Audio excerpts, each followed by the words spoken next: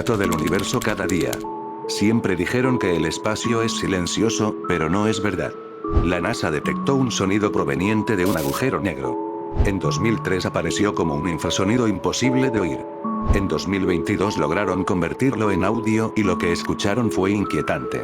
Un sonido tan profundo que está 57 octavas por debajo del oído humano. Algunos dicen que parecen lamentos.